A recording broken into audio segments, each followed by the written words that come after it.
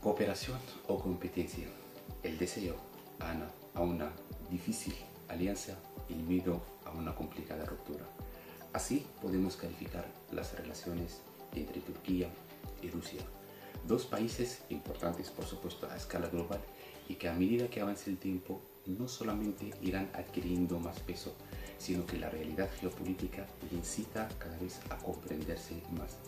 La verdad, los dos países han ido en los últimos años persiguiendo a una difícil ecuación de equilibrio, ya que cada uno ha intentado ir silenciosamente en paralelo con el otro a fin de conseguir sus objetivos estratégicos, aunque es cierto que hay muchas diferencias entre ambos. La verdad, los intereses rusos y turcos se contraponen en más de un punto del planeta, pero así los dos países siempre saben aparcar sus problemas y sacar siempre un acuerdo, algo insólito en las relaciones internacionales. Lo define muy bien Putin cuando dijo el pasado 25 de septiembre en Sochi, en el último encuentro mantenido entre los dos presidentes, que nuestros encuentros con Erdogan no son del todo amistosos, pero al final siempre acabamos sacando un acuerdo a escala internacional. La señal que caracterizó las relaciones entre el imperio zarista y el imperio otomano siempre ha sido la conflictividad y la hostilidad. No en vano que los dos imperios han ido 17 veces a las armas, y no es así, sino que los turcos lograron ocupar Moscú en un momento dado de la historia, algo insólito por supuesto, y a cambio los rusos pusieron fin al liderazgo global que ejercían los otomanos y que duró casi 3 siglos cuando lo derrotaron en la batalla de Crimea, que duró entre 1768 y 1772. Un suceso que aceleró o que supuso, mejor dicho, el comienzo del declive de uno de los imperios que marcó la historia humana en el milenio pasado. Nos referimos al Imperio Otomano. Ya en la Guerra Fría, los Estados Unidos encontró en la naciente Turquía un aliado estratégico de suma importancia por su ubicación geoestratégica privilegiada y fijada al sur del gigante soviético en caso de que haya una confrontación bélica. A partir de entonces, Turquía pasó a ser la niña mimada de Estados Unidos por ser un centro no solamente de establecimiento de bases militares, sino también del espionaje y así hizo que Turquía ocupara esa posición privilegiada en los cálculos estratégicos de Washington. Pero evidentemente no todo es eterno y ninguna cosa es duradera. Ya con la desmembración del muro de Berlín y los nuevos aires que empezaron a soplar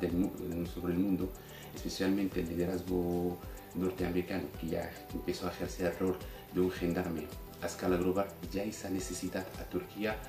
ha ido disminuyendo un poco a poco. Y aparte,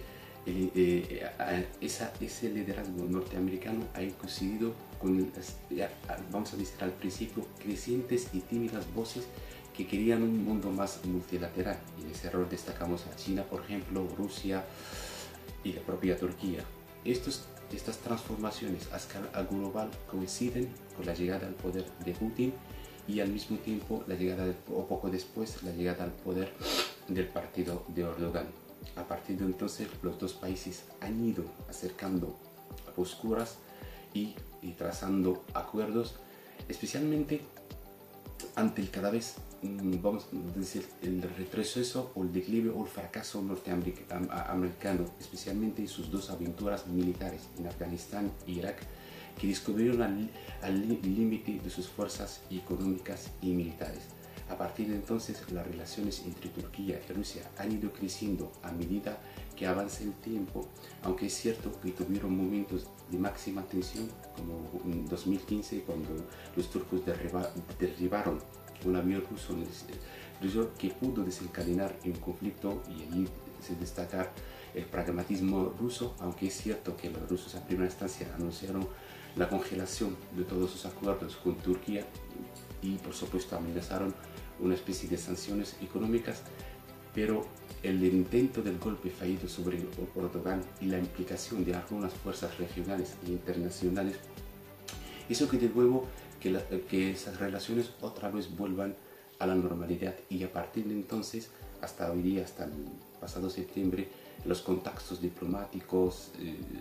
tanto a gran escala como a menor escala, han ido creciendo cada vez que requiere la ocasión. Para comprender bien las dimensiones de esas relaciones entrelazadas entre ambos países, es conveniente destacar algunos puntos de diferencia que marcan o que hay entre estos dos países. Lo primero que debemos comenzar es la naturaleza del régimen gobernante, especialmente en Turquía. Todos sabemos que el proyecto turco se cuaja en la línea de lo que se denomina el Islam político, y todos sabemos la sensibilidad rusa hacia estos tipos de movimientos por su pasado histórico o su experiencia histórica en Afganistán, en Chechenia, y también la pervivencia en el imaginario ruso de que estos elementos son utilizados por Occidente como una arma contra Rusia. A este punto podemos destacar la crisis de Siria, especialmente en la región de Idlib, que es al norte de Siria, un punto de suma estratégico donde los dos países, incluso Irán y Estados Unidos, nunca se ponen de acuerdo por ciertos factores evidentemente, y que también no solamente es así, sino que Rusia lo utiliza como una carta de presión sobre Turquía en otros puntos de conflictividad o de diferencia que hay entre ambos. Por ejemplo, en Libia, donde la entrada del elemento turco cambió todas las reglas del juego que había ahí. Otros puntos del planeta donde los dos países tienen puntos diferenciados son, por ejemplo, el Cáucaso, el Cuerno Africano, la Sahel. Son las zonas que está asistiendo a una creciente actividad ruso-turca, especialmente ante el retroceso de las fuerzas coloniales viejas, Francia, y también los Balcanes, que los dos países lo consideran como sus patios traseros, uno por su pasado soviético o socialista comunista, y otro por el pasado otomano. Pero a pesar de esas diferencias, los dos países mantienen un intenso intercambio económico que abarca todas las dimensiones, por ejemplo, industria, agricultura, incluso el turismo, y lo más llamativo es la venta de armas, como el caso del S-400, algo que da legitimidad a la producción armamentística rusa. No olvidemos que Turquía es miembro de la OTAN, y supuestamente el enemigo o uno de los grandes enemigos de la OTAN es Rusia. El hecho de que un país de la OTAN compre armas a Rusia, eso le da mucha credibilidad a escala internacional. Incluso hay rumores de que los dos países están intentando o están estudiando elevar el intercambio económico a una cifra de 100.000 millones de dólares al año, un número súper elevado debido al contexto que estamos viviendo. Aunque realmente el gran objetivo ruso de todo eso, el gran objetivo de los cálculos estratégicos rusos, es intentar generar una división entre Turquía y Occidente, y sobre todo si logran sacarlos de la OTAN, que posiblemente sería el mayor logro estratégico de Putin, ya que permitiría a Rusia no solamente evidentemente asentarse en el Mediterráneo, sino que le da ciertas incluso asediarse a la OTAN por el sur, pero es una empresa poco complicada. También a los turcos le vendrá como una carta de jugar la doble carta, una vez que están muy presionados por Occidente, se inclinan a Rusia y viceversa. Por eso esos contactos, ese intercambio, esas relaciones que marcan entre ambos nunca están fuera de los cálculos estratégicos de otras potencias, en especial Estados Unidos y otra potencia regional que hicieran. Todos sabemos que las relaciones entre Turquía y Estados Unidos no pasan por su buen momento, incluso lo reflejan muy bien las tensiones no vamos a decir ataques verbales, pero las críticas de sus dirigentes, de Erdogan a Biden y Biden a Erdogan, y los dirigentes turcos también son muy molestos por la ayuda norteamericana a las fuerzas kurdas, que son una seria amenaza a la integridad turca y por supuesto no olvidan del golpe, el intento fallido del golpe pasado. Lo mismo que Irán. Irán es un país que está muy preocupado por el contacto o el creciente contacto entre Rusia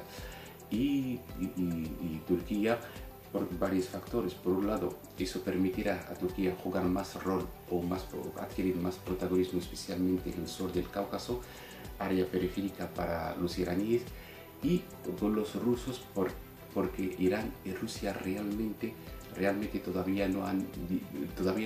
tenido el verdadero examen, especialmente en la crisis de Siria, porque los dos países tienen dos miradas opuestas. Por un lado, los rusos aspiran a integrar de nuevo al régimen en la escena internacional como una garantía para sus intereses,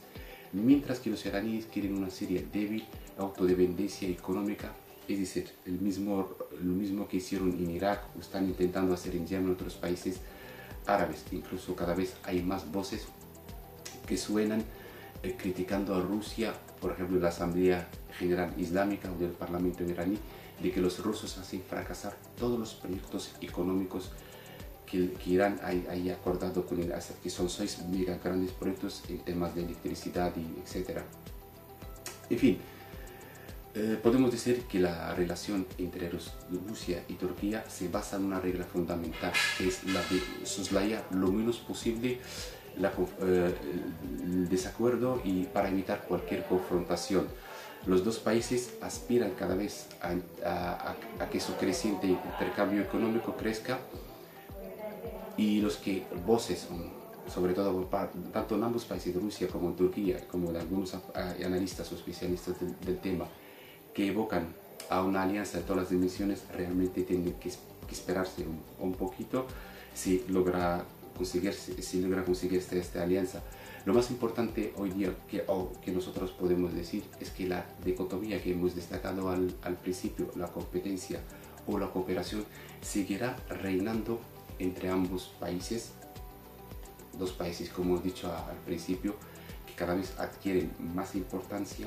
a escala global, aprovechando especialmente el cada vez retroceso de los norteamericanos.